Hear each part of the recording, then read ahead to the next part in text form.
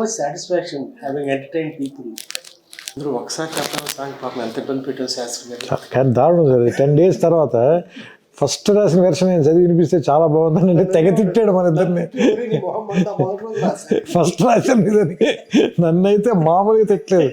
నువ్వు నీ చేదస్తు నువ్వు కిషోర్కి ఇద్దరు కలిపి నా దుంప తెంపేశారు. అసలు మీకు క్లారిటీ ఉందండి.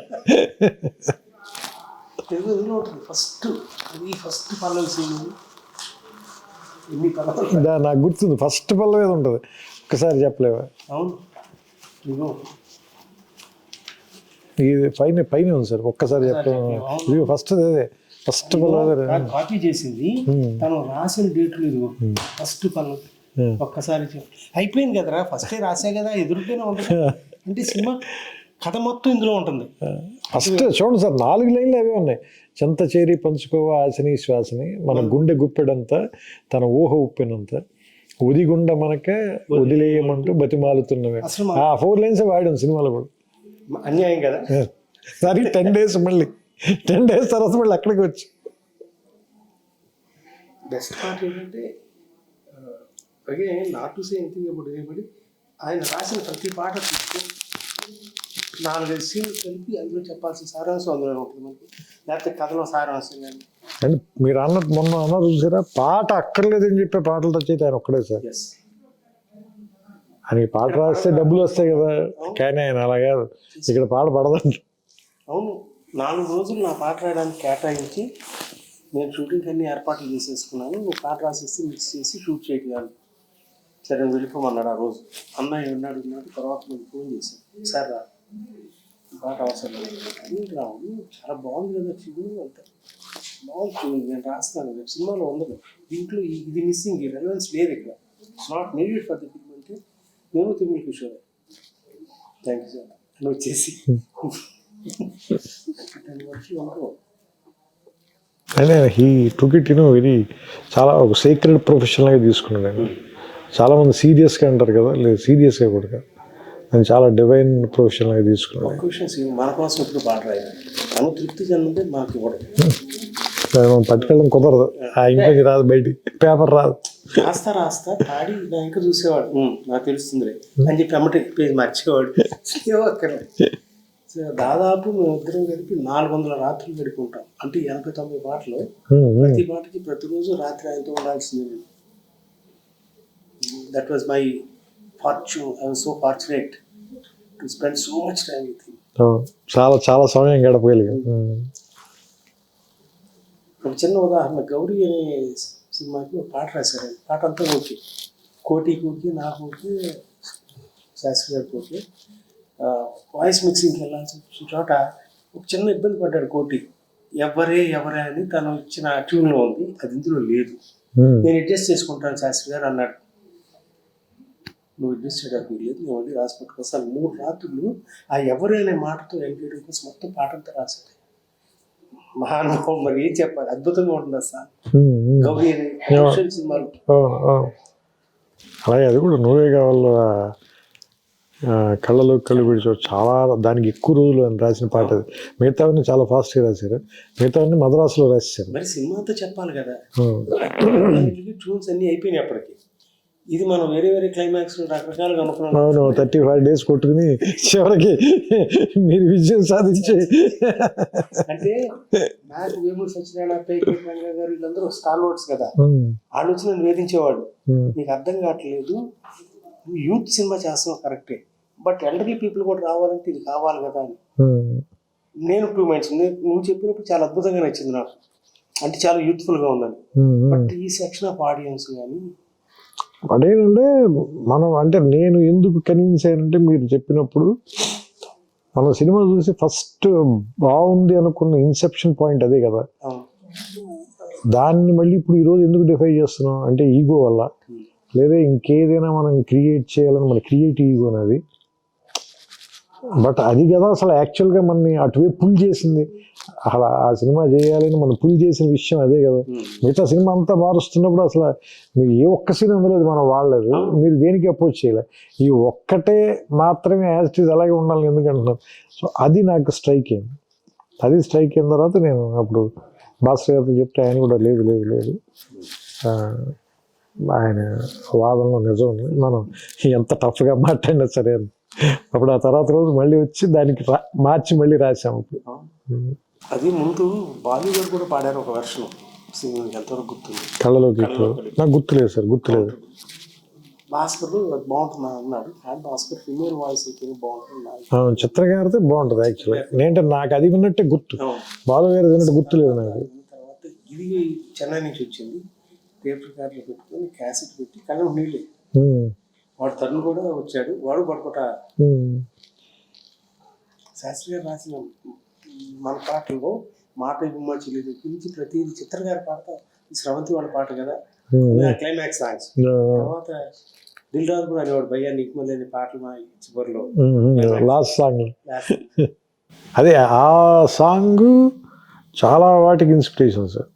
మీకు సంతోషంలో సాంగ్ కానీ చాలా వాటికి, అంటే అది అది ఒక వే పేవ్ చేసింది, అంటే ఆ సిచ్యుయేషన్ కానీ ఆ సాంగ్ కానీ చాలా వాటికి.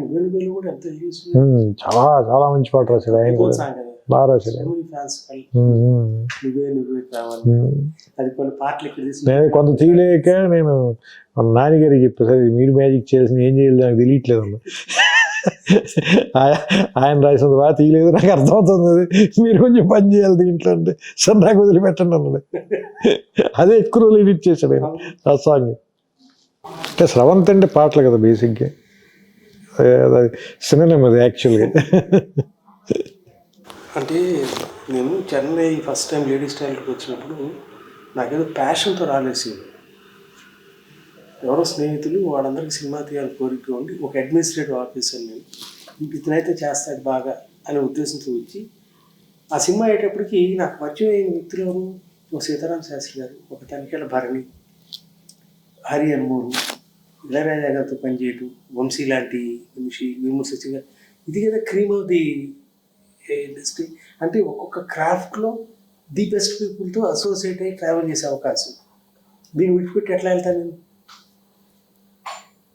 So I was so fortunate, I started following in love with the cinema. ఇంకా అప్పటి నుంచి ఇక ఇందాక నువ్వు వస్తావు వెయిట్ చేస్తా, నువ్వే కావాలంటూ నా అప్పులు తీర్చుకున్నాను, నువ్వు నాకు నచ్చావుతూ ఇదిగో కుటుంబ నివాసం ప్లస్ కానీ దానికి చాలా డబ్బు వచ్చింది, దాచుకుంటే 100 కోట్లు అయ్యేదేమో, కానీ ఇంకో సినిమా తీయడానికి డబ్బులు ఉంటే చాలా మా స్వప్నంతోనే చేశాను నేను, నో రిగ్రెట్స్. సో మనకి నిజంగా మనకి తెలుసు ఆ టైంకి అది ఫ్లో అవ్వాలంతే, మనం ఒక మీడియం సార్ అంతే, నాకు అదే అనిపిస్తుంది. అంటే ఏదో హ్యూమిలిటీతో ఏదో చెప్పడం కాదు, కానీ ఆ క్షణం వరకు మనకి నిజంగా ఏం తెలుసు. నువ్వు నా వచ్చావు ఎగ్జాక్ట్గా చెప్పాలంటే ఒక 1 month పాటు చాలా ప్రెషర్లో ఉన్నాను సార్. ఎందుకంటే టేక్ ఆఫ్ ముందు అసలు ఎలాంటి కథ చేయాలి అనేదానికి నేను మిమ్మల్ని విజయభాస్కర్ ఇద్దరిని రెచ్చగొట్టేశాను. నేను వెంకటేష్ గారికి కథ చేసేస్తున్నానని చెప్పేసాను మీ ఇద్దరికి. మీరు మీ అనుభవం కొద్దీ పెద్ద ఎక్కువ ఆవేశపడకుండా సర్లేసి ఎక్కువ ప్రెషర్ ఫీల్ అవ్వడానికి take your time and do it, let us see ఎలా జరిగితే ఎలా జరుగుతుంది అన్నట్టు చెప్పారు మీరు. ఎందుకంటే మీరు అసలు ఒక్కసారి కూడా ఫోన్ చేసి ఎంతవరకు వచ్చిందని అడగల, ఎందుకంటే మీకు తెలుసు అడిగితే ఇంకా ప్రెషర్ ఫీల్ అయిపోతాడని. ఒక 30 days కూర్చున్నాను నేను భాస్కర్ గారు, రోజు రావటం, ఆయన ఇంట్లో కూర్చోవటం, లేదంటే నా రూమ్లో కూర్చోవటం, లేదంటే శ్రవంతి ఆఫీస్కి రావటం, కొమ్మని తింటాం, వెళ్ళి పడుకోవటం తప్ప అసలు ఏమి అసలు ఒక 20 days 30 days అయితే ఏమీ రాలేదు sir. Nothing was in my mind. ఒకరోజు సడన్గా నాకు కళ అనుకోవచ్చు సార్, అది మీరు కళ లాంటిది నిద్రపోతుంటే వచ్చిందో ఏంటో అలాంటి ఫీలింగ్. ఏంటంటే ఒక కాలనీలో ఒక అమ్మాయి తాలూకు ఎంగేజ్మెంట్ జరుగుతుంది, ఫస్ట్ చెప్పింది గుర్తుందో లేదో, ఎంగేజ్మెంట్ జరుగుతుంది. అదే కాలనీలో వాళ్ళ ఇంటి ఎదుర్కొన్న ఇంట్లో అద్దెకి దిగారు, ఎవరు హీరో వాళ్ళ ఫాదర్ వాళ్ళు, వాళ్ళ మదర్ లేదు కాబట్టి రేపు పంపించడానికి పాలు కావాలి, వెళ్ళి వాళ్ళ ఇంటికి వెళ్ళి తీసుకురా అంటే వాళ్ళ ఇంటికి వచ్చినప్పుడు ఆ అమ్మాయి వాళ్ళ ఇంట్లో ఎంగేజ్మెంట్ జరుగుతుంది, ఆ అమ్మాయికి అనే విషయం ఇది తెలుస్తుంది. అక్కడ వాళ్ళిద్దరు మొట్టమొదటి పరిచయం, అక్కడి నుంచి లవ్ స్టోరీ స్టార్ట్ చేద్దాం సార్. ఎందుకంటే ఎవరైనా ఇప్పటిదాకా ప్రీ క్లైమాక్స్లో కదా హీరో హీరోయిన్కి వేరే వాళ్ళతో ఎవరితో ఎంగేజ్మెంట్ అవడం. Suppose if it is the Inception point, beginning లోనే వేసేసాం. వేస్తే అంటే అప్పుడు మీరు అన్నది కూడా నాకు చాలా కష్టం కదా, మరి మిగతా సినిమా అంతా ఎలా నడుపుతుంది పైన, ఎట్లా నడుపుతుంది దీని మీద, అది నీకు ఎక్కడ ఇబ్బంది అనిపించుకున్నాను చెప్పాలి. అవును, ఏదో ఒకటి అంటే వైల్డ్గా కథ చెప్పేయటం కూడా కాదు కదా మన ఉద్దేశం. So it has to be no under the society నామ్స్లో ఉంటూ ఎట్లా చేయగలవు నువ్వు అంటే then it started flowing sir. Next 10-15 రోజులు మొత్తం సినిమా ఫస్ట్ ఐడియా స్ట్రైక్ అవగానే అన్నీ మారిపోయాయి. అసలు వాళ్ళ కాలనీలో దిగటం అనేది లేదు, వాళ్ళ ఫాదర్ ఫ్రెండ్స్ అని అదొకటే ఉంది, మిగతావన్నీ మారిపోయి. అది నిజంగా కత్తిమీద సాంగ్ మన భాష మాట్లాడుతుంటే ఒక క్లిప్ చూసాను, ప్రతి ఎక్స్ప్రెషన్ తీసుకోవడం దగ్గర ఇట్ వాజ్ నైఫ్ ఎడ్జ్. ఎక్కడ దాటాలి నువ్వు రాయటం, తను ప్రజెంట్ చేయటం కానీ యాక్టర్స్ పెర్ఫార్మెన్స్, అది అసలు మనం అంటే అంత ఫాస్ట్గా కంప్లీట్ అవుతుంది అనేది నేను ఊహించు. స్ట్రైక్ అయ్యి అప్పుడు నాకు భయం వచ్చేసింది, ఏంటంటే మనం అనవసరంగా ఇది కమిట్ అయినట్టున్నాం మనం. నేను చెప్తాను, అక్టోబర్ 13న నువ్వే కావాలి రిలీజ్ అయింది. సో ఆ జోష్లో వాటిలో నువ్వే వరవడటం, లేకపోతే నేను అక్కడెక్కడ పార్టీలు చేసుకోవటం. నవంబర్లో ఎప్పుడు మరి సినిమా స్టార్ట్ చేసేద్దామా, ఇప్పుడు ఫిబ్రవరిలో మనం సినిమా షూటింగ్ స్టార్ట్ చేసాం. నువ్వే కావాలి 100 days అప్పుడు దేవుడు భాస్కర్కి వెళ్ళాము, చెన్నై రికార్డింగ్ లో ఉన్నాం, పియానో సాంగ్ రికార్డింగ్. అలా ఆశాసేని క్యారెక్టర్ రావడానికి ఒరే గుర్తుంది, వెంకటేష్ గారికి మొత్తం కథ చెప్పిన తర్వాత ఆయన కథ అంతా బాగుంది, నాకు ఏ చేంజ్ లేవు. ఆయన ఒకే ఒకటి అడుగుతాను, నేను సినిమా మొత్తం ఒకే ప్లేస్లో అయిపోతుంది, కొంచెం ఏమైనా బయటికి తీసుకెళ్ళే ఛాన్స్ ఉందా, అలా అని ఈ కథలకు ఎసెన్స్ పోకూడదు, నువ్వేమైనా ఆ విషయంలో ఆలోచించంటే అప్పుడు ఇమీడియట్గా అది ఊటీ వెళ్తే ఎలా ఉంటుంది.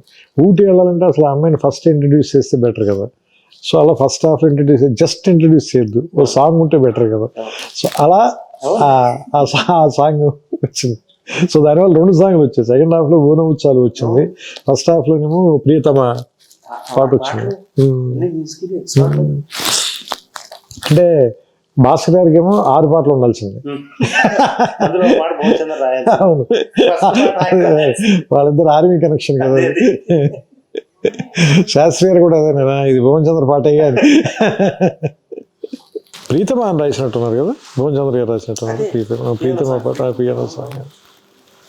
కోటి కూడా ఏమాట ఎక్స్ట్రాడినరీ. అసలు ఈ సాంగ్స్ ఎంత అద్భుతంగా వచ్చినా బ్యాక్గ్రౌండ్ స్కోర్ మీకు తెలియదు. నేను భాస్కర్ కలిసి బ్యాక్గ్రౌండ్ స్కోర్ ఎంత రామారాయణ చూసాను, నాకు టెన్షన్ వచ్చేసింది. అందుకు చాలా ఓవర్ డబ్స్ యాడ్ చేయలేదు, మిస్ అయిపోతుంది. ఏంటి తేడా కొడుతుంది. నేనున్న తర్వాత వచ్చినప్పుడు మీరే చేయించారు, భాస్కర్ గారు కూడా లేరు, మీరే కూర్చున్నారు. నేను వచ్చి దాదాపు ఒక రాత్రి ఆల్మోస్ట్ ఆ రోజు ఒక 1 గంట దాకా కూర్చున్నాం మనం. అంత 6 రోజుల ముందు చూసి డిసప్పాయింట్ అయ్యాను, ఎక్కడో ఏదో తేడా అవుతుంది. మన సినిమా కోసం కొంత కారు ఉంది కదా, ప్రకాష్ నువ్వు కూడా అందులో కారు వేసుకుని వెళ్ళిపోతున్నాం విజయవాడ రోడ్లో. ఆర్ఎఫ్సి దాటిన తర్వాత గుర్తొచ్చింది, అక్కడి నుంచి ఫోన్ చేసి మన నైట్ తిరిగి వచ్చి.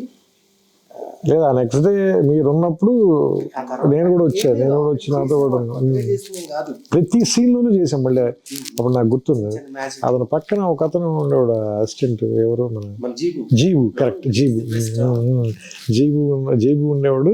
ఆయన దాదాపుగా ఆయన కన్సోల్ కూడా వదిలేసి బయటికి వెళ్ళి హీ మేడ్ ఇట్ హ్యాపెన్. కోటి గారు ప్రాణం పెట్టాడు అంటాడు భయ్యా, మనం చేసినప్పుడే లైఫ్ అంటే మ్యూజికల్గా. అందులో నాకు ఆయన ఎంత పెద్ద టెక్నీషియన్ అనేది నాకు స్పృహ లేని వయసు కదా, ఐ వాజ్ టూ యంగ్ కదా సార్. 25 నువ్వే కావాలి అప్పుడు సార్, నువ్వు నచ్చేప్పుడు 25-26 కదా నేను. సో అందుకని నేను చాలా మామూలుగా అగ్రెసివ్గా నా ఒపీనియన్ ఏం చెప్పాను. మీరు సీన్ అంటే అలా కోటి గారు అపార్ట్మెంట్లో కూర్చోాలిగా చెబితే పాప ఆయన నా రూమ్ దగ్గరే కదా సార్, నేను ఆ రూమ్ నుంచి వచ్చాను. బట్ ఆయన చాలా స్పోర్టివ్గా తీసుకున్నారు. అంటే కుర్రాళ్ళ ఏదో మాట్లాడుతుంది.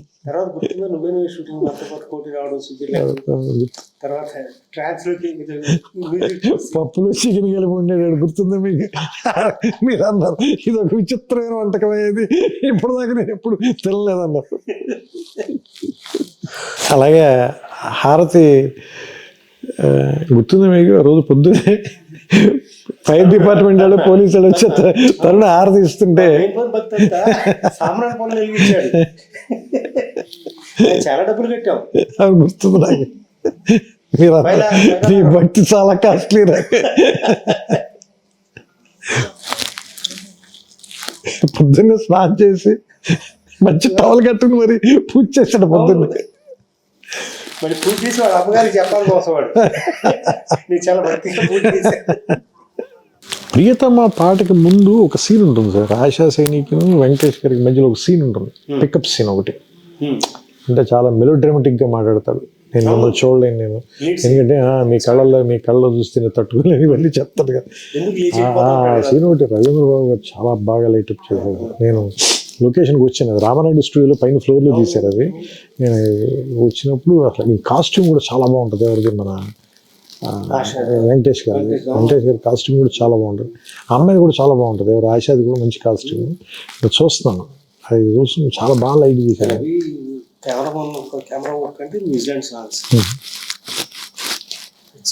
ఉన్న మాట చెప్పలేవు పాట, చాలా బాగా తీసేదండి. ఉన్న మాట చెప్పలేవు పాట.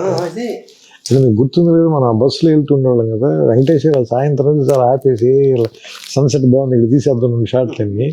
ఆయన అసలు ఇమీడియట్గా అసలు నాకంటే నేను తర్వాత చాలా పాటల కోసం కానీ లేదంటే సీన్ల కోసం కానీ అబ్రాడ్ వెళ్ళాను, కానీ that was my first trip కదా, అందుకని దట్ వాజ్ వెరీ స్పెషల్. ఇది న్యూజిలాండ్లో ఉన్న ఆ లొకేషన్స్ కానీ, అంటే అందులో బెస్ట్ సీనిక్ లొకేషన్స్ అన్ని చేసాం. సదరన్ న్యూజిలాండ్లో కింద నుంచి పై దాకా వచ్చి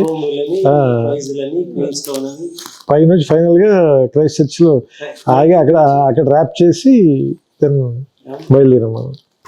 తర్వాత నువ్వే కావాలప్పుడు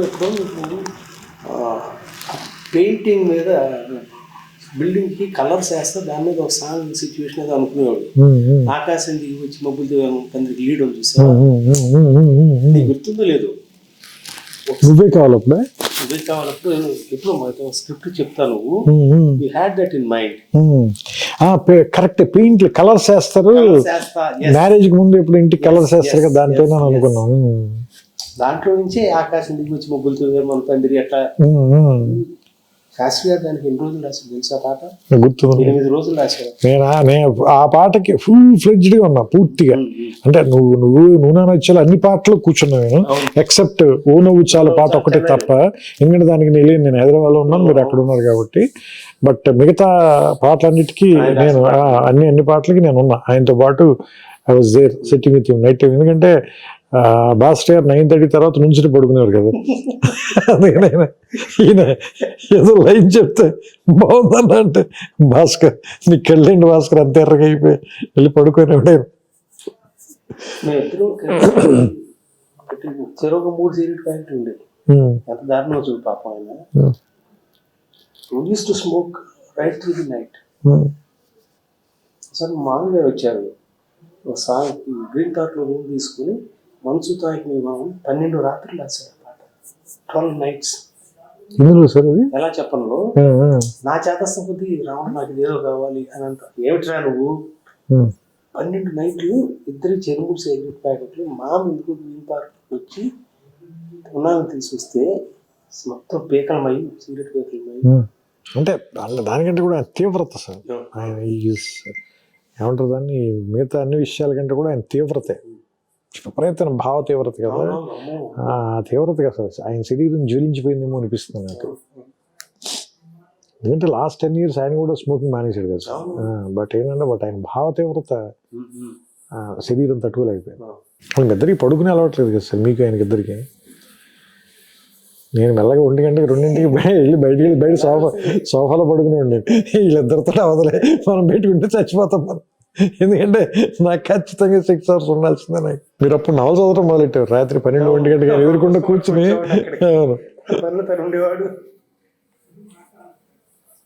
ఎవరైనా భీమా మనకి కిందకి వెళ్ళి టీలు తీసుకొస్తున్నాడు. నేను ఆ పెంట్ హౌస్ బయట కూర్చున్న రాత్రులు, those are the best days, అంటే బెస్ట్ నైట్స్. దాని రిజల్ట్ కదా ఇవాళ కూడా వెంకటేష్ గారి వైఫ్ సినిమా చూసి ఎల్లకాలం గుర్తుపెట్టుకున్న సినిమా. ఇవాళ ఎవరిని అడిగినా కానీ ఎవరితో మాట్లాడినా అది స్ట్రెస్ బస్ట్ అండి. నాకు ఎప్పుడు మూడ్ బాగా లేకపోయినా వెళ్ళిపోయి సినిమా కాసేపు చూస్తాను, ఇట్లాంటివి చాలా తరచుగా వింటూ ఉంటాం. బట్ అంటే కథ విన్న వెంటనే సార్, అంటే అందరికంటే మనం ఎవరికి ఎక్కువ క్రెడిట్ ఇవ్వాలంటే వెంకటేష్ గారికి.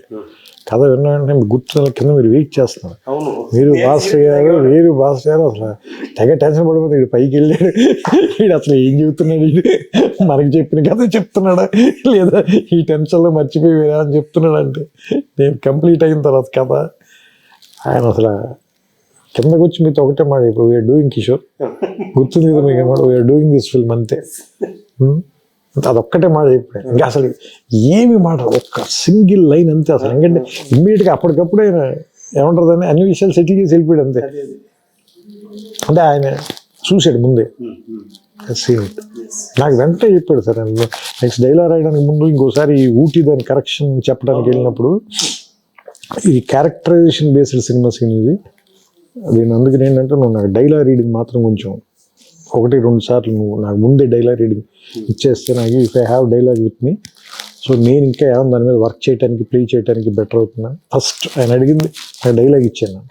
పోర్ట్రే చేశారు ఆ సినిమాలో. హీరోయిజం కాదండి, నొబిలిటీ ఆఫ్ ది క్యారెక్టర్, ఆ క్యారెక్టర్ నోబుల్నెస్. ఒక్క ఫైట్ లేదు సార్ సినిమా, ఒక్క ఫైట్లో ఒక హీరోయిక్ డైలాగ్ ఉండదు. ఫైట్ లేదు కదా అన్నది దెబ్బతింటాడు చిన్నపిల్లతో. అంటే ఆయన కాబట్టి అంత ఏమంటారు దాన్ని ముందుకు వచ్చి చేసేయడమో అనిపిస్తుంది కదా. సో ఒక్కోసారి అది మనకి ఆ థాట్ రావడం, ఆయనకే చెప్పాలనిపించటం. ఎంతమంది దాన్ని అంత జడ్జ్ చేయగలుగుతారు, అట్లా చూడగలగాలి మొత్తం. అంటే అందులో ఏం ట్విస్ట్ ఉండదు సార్, ఏది అసలు ఏ రకమైనటువంటి కమర్షియల్ ఎలిమెంట్ ఉండదు. చాలా అసలు ఒక రకంగా చెప్పండి చాలా ఫ్లాట్గా అనిపిస్తుంది వింటున్నప్పుడు. ఎందుకంటే చెప్తున్నప్పుడు మనకి పాటలు గట్రా ఏం ఉండవు కదా సార్, మన దగ్గర మ్యూజిక్ కూడా ఉండదు. But he has seen the film అనిపిస్తుంది నాకు. బ్రహ్మానందం గారు ఆ బ్రహ్మానందం గారు ట్రాక్ రాయటానికి ఒకటి ఎక్కువ ప్రెషర్ ఫీల్ అయ్యాను. ఎందుకంటే చాలా అంటే నేను ఫస్ట్ టైం బ్రహ్మానందం గారికి రాయటం అదే. అంటే అప్పటిదాకా నేను రాసిన స్వయంవరంలో కానీ బ్రహ్మానందం గారు లేరు, నువ్వే కావాలో లేరు, చిన్నవతలో ఉన్నారు కానీ చాలా చిన్న పోర్షన్ ఉంటారు, పెద్ద ఎక్కువ సీన్స్ ఉండవు, 2-3 సీన్సే. ఈ సినిమాలో చాలా ఇంపార్టెంట్ ట్రాక్, దాంతో చివరిలో క్లైమాక్స్ దగ్గర ట్విస్ట్కి హెల్ప్ అవుతాడు.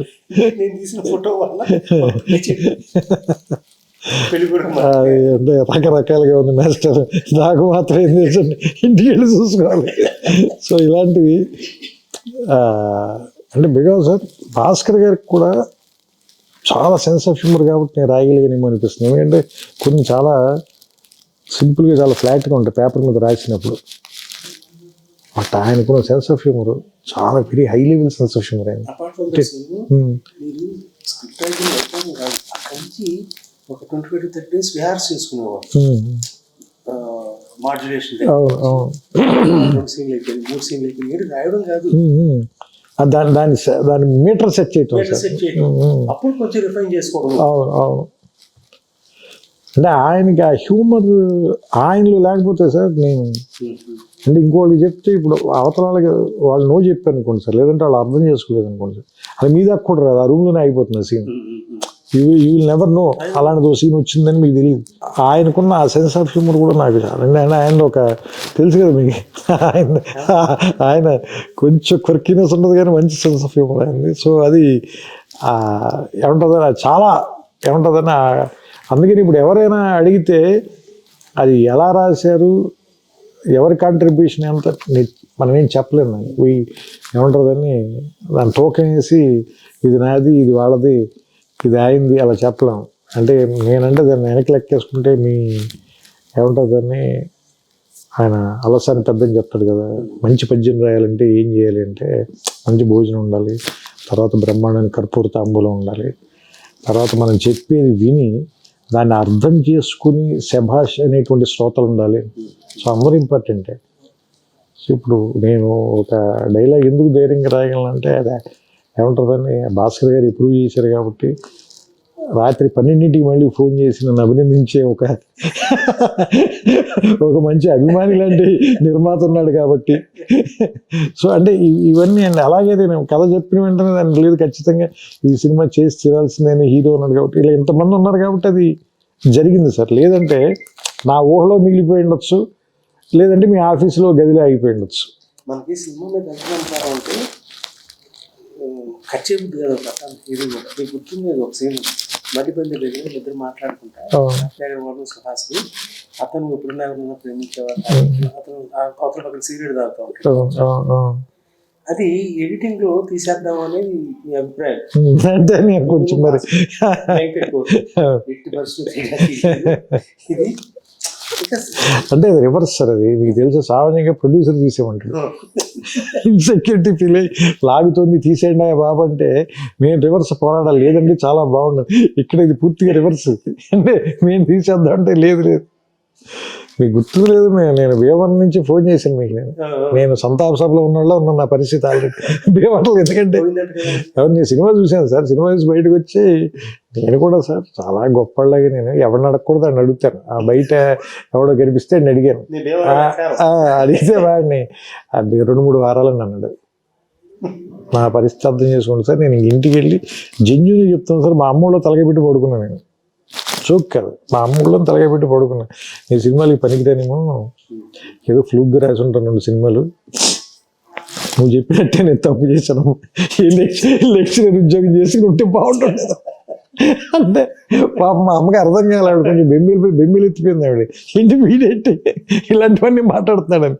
ఎక్కి మీరు ఫోన్ చేశారు. అప్పుడు ఫోన్ చేసి నువ్వు హైదరాబాద్ రా చెప్తాను, నువ్వు ఎందుకు కంగారు పడుతున్నావు అంటే వచ్చిన తర్వాత నన్ను మీరు కార్లో చూపిస్తాను నీకు నన్ను తీసుకెళ్ళారు. నేను శాంతి థియేటర్కి 10 మంది ఉన్నారు సార్ అక్కడ. నాకు మీరు నమ్మరు అసలు, మొత్తం చెమట్లు పట్టేసి ఒళ్ళంతా తడిచిపోయింది. ఏంటి 10 మంది ఉన్నారు, కంగారు పడగా చూడు అని. ఇద్దరం కార్లో కూర్చొని చూస్తున్నాం సార్. 8 మంది టికెట్లు తీసుకోగానే కౌంటర్ మూసేశారు. 10 టికెట్లు 15 టికెట్లు కదా 8 మంది మూసేశారు. అప్పుడు నేను కొంచెం ఏమంటారని నాకు ధైర్యం వచ్చింది. వెళ్ళి అప్పుడు ఇద్దరం పైకి వెళ్ళి ఫస్ట్ షో జరుగుతుంటే వెళ్ళి తలుపు తెరిచి బయట నిలబడి లోపల అందరూ ఎలా రియాక్ట్ అవుతున్నారో చూడు, నీకు ధైర్యం వస్తుందని చెప్పి నన్ను పక్కన నుంచో పెట్టుకుని మీరు ఆ షో చూపించారు. అప్పుడు ఆ రోజు రాత్రి పడుకుని